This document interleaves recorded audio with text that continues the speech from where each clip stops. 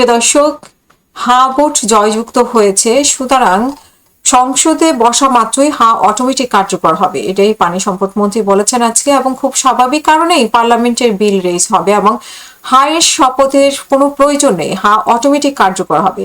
এটাই জুলাই সনদ, এটাই জানিয়েছেন পানি সম্পদ মন্ত্রী ও বিএনপি যুগ্ম মহাসচিব শহীদউদ্দিন চৌধুরী আলী। তিনি বলছেন যে যেখানে না ভোট হয়েছে, যেখানে না ভোট অনুযায়ী পার্লামেন্টে রেইজ হবে, আলোচনা হবে, নির্ধারিত হবে না যেটা, সেটাকে কিভাবে হবে, এবং সেখানে নোট অফ ডিসেন্ট দেওয়া হয়েছে, যেখানে নোট অফ ডিসেন্ট দেওয়া হয়েছে সেটা কিভাবে নির্ধারিত হবে, এসব ব্যাপারে যারা আইনবিদ তারা সুন্দরভাবে ব্যাখ্যা করেছেন। জানা দরকার, সুন্দরভাবে বলাও দরকার।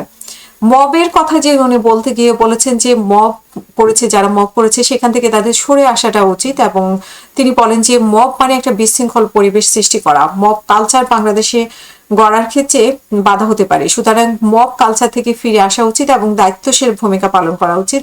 সরকার এবং দেশকে সহযোগিতা করার জন্য কাজ করতে হবে।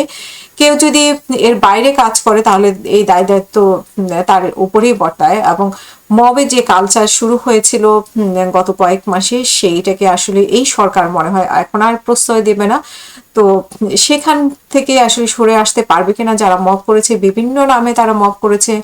আমরা কখনো তৌহিদি জনতা, কখনো উত্তেজিত জনতা, কখনো অন্যান্য দলের নাম ধরেও আমরা মব করতে দেখেছি।